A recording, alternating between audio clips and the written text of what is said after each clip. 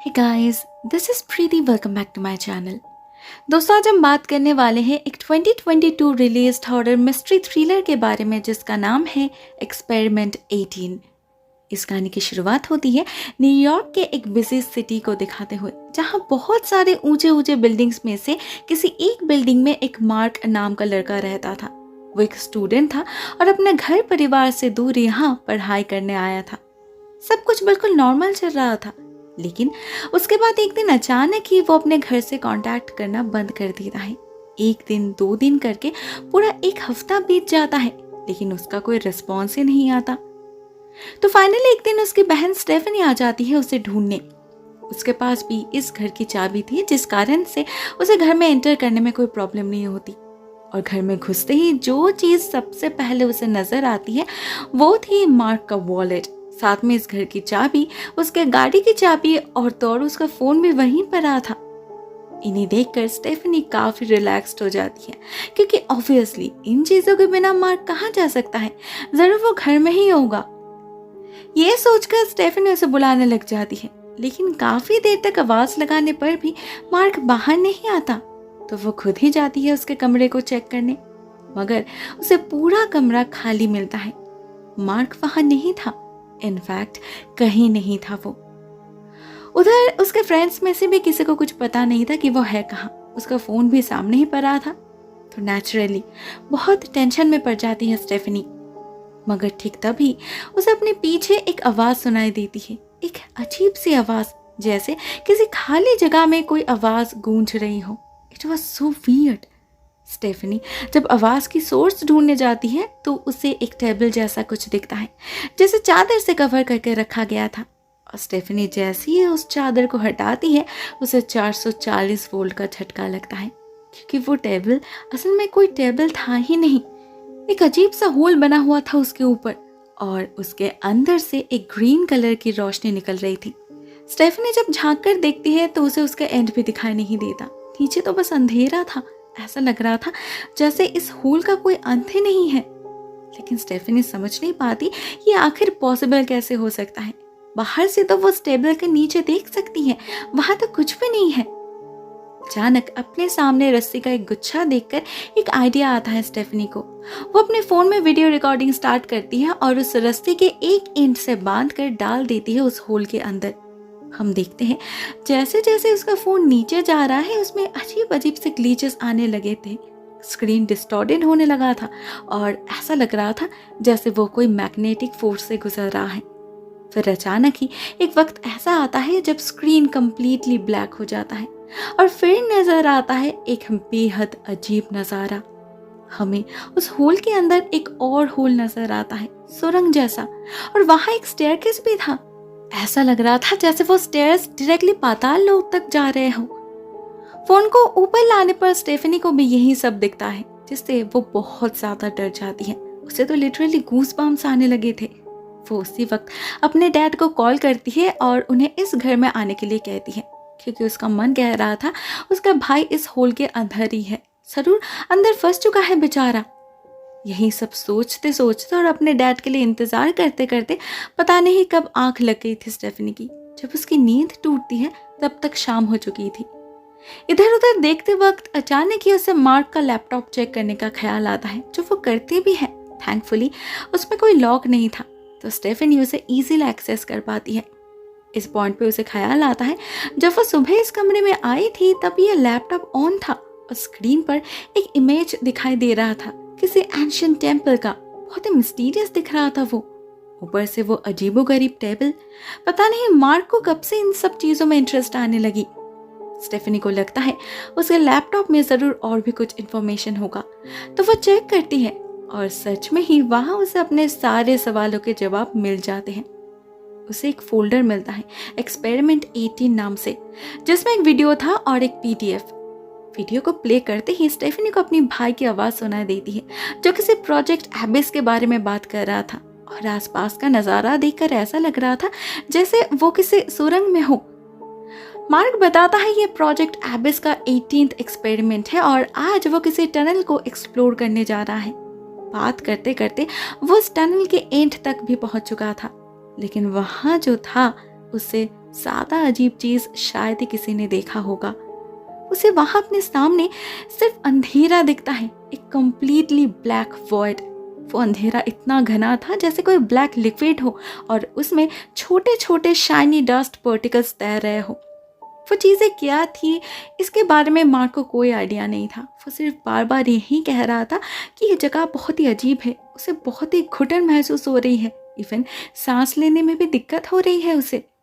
इतना कहते ही अचानक ये वीडियो स्टॉप हो जाता है और स्टेफनी पड़ जाती है पहले से भी ज़्यादा मुश्किल में। अब तो वो 100% श्योर हो चुकी थी उसका भाई उस होल के अंदर ही है, क्योंकि इस वीडियो में जो टनल दिखाई गई है एग्जैक्टली वैसा ही कुछ उस होल के अंदर भी विजिबल है। मतलब इस सब की जड़ जरूर ये टेबल ही होगी। लेकिन ये मनहूस चीज़ आखिर यहाँ आई कहाँ से और मार्क इसके अंदर गया है क्यों? कौन से एक्सपेरिमेंट की बात कर रहा था वो? क्या ये प्रोजेक्ट सिर्फ उसका था या और भी कोई शामिल था इसमें? अगर नहीं था तो वो बार बार मैं की जगह हम शब्द का इस्तेमाल क्यों कर रहा था? और वो अभी तक बाहर क्यों नहीं आया? क्या वो अंदर फंस चुका है? अभी तक स्टेफनी को इतना तो समझ आ चुका था कि ये टेबल कोई नॉर्मल टेबल नहीं है। इसके अंदर different type of magnetic fields काम कर रहा है। तो क्या इसके अंदर का वो वॉइड कोई अलग ही डायमेंशन है या इस डायमेंशन का ही कोई अनटच्ड हिस्सा? स्टेफनी के मन में ऐसे हजारों सवाल घूम रहे थे जिसका जवाब उसके पास नहीं था तो बस वो पीडीएफ जिसमें इस एक्सपेरिमेंट के 2 रूल्स लिखे हुए थे। इंस्ट्रक्शंस बहुत ही सिंपल एंड क्लियर थे। नंबर 1, इस एक्सपेरिमेंट के कंप्लीट होने तक इसके बारे में किसी को कुछ भी बताना मत।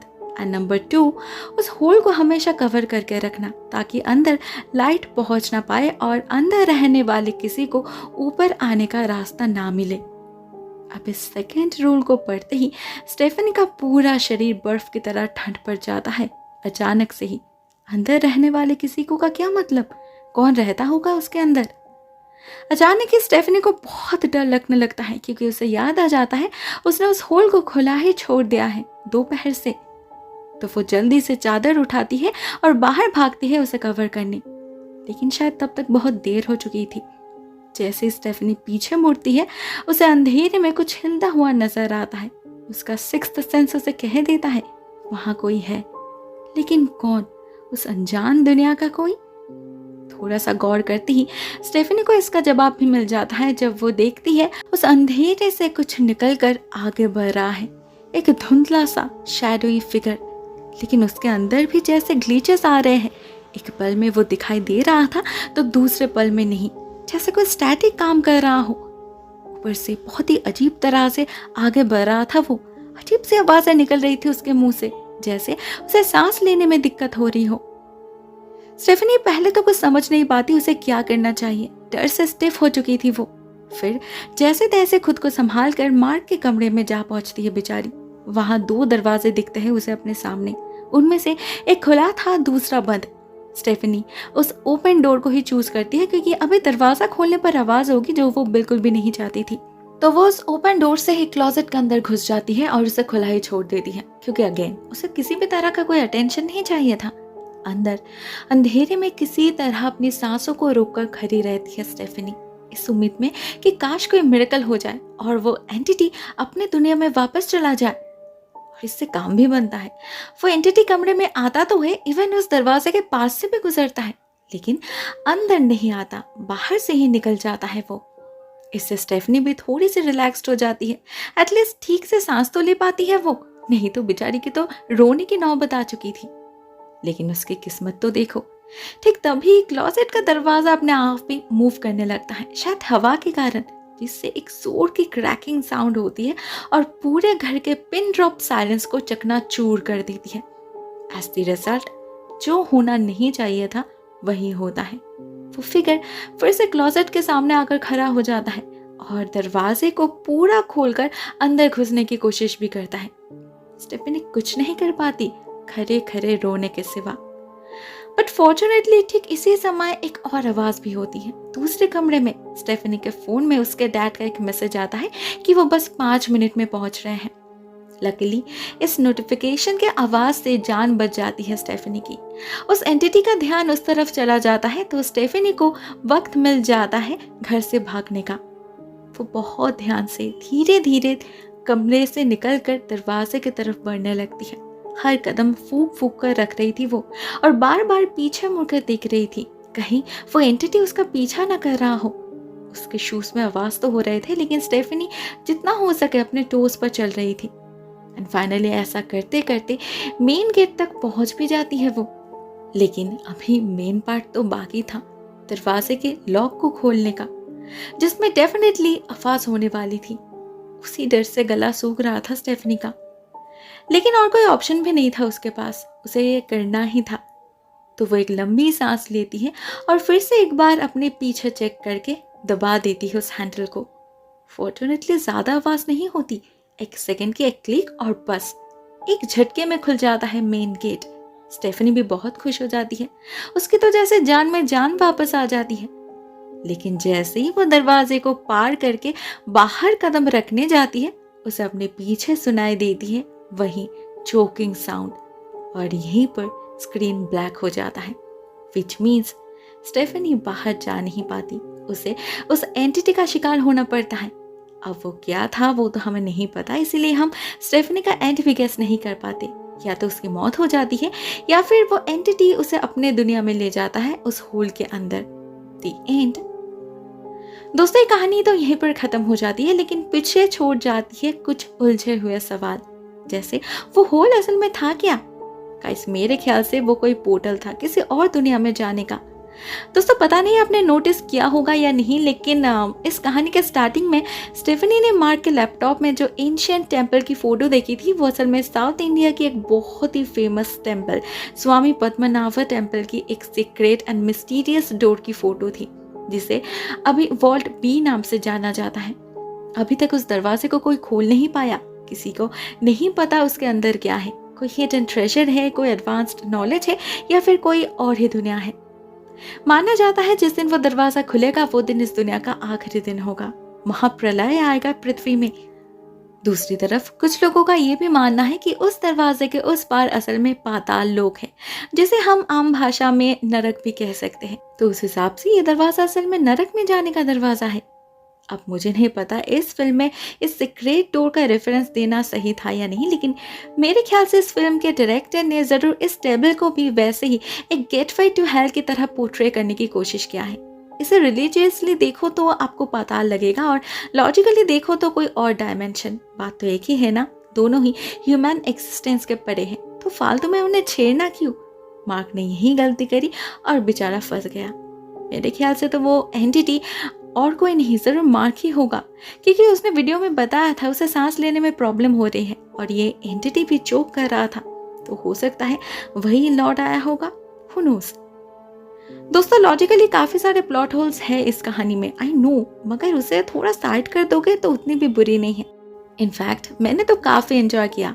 इस फिल्म का लिंक मैं डिस्क्रिप्शन बॉक्स में डाल दूंगी, आप चाहो तो चेक कर सकते हो। आज के लिए बस इतना ही दोस्तों, thank you so much for watching this video. बहुत जल्द मिलते हैं किसी और नए वीडियो के साथ, तब तक के लिए टेक केयर, टाटा।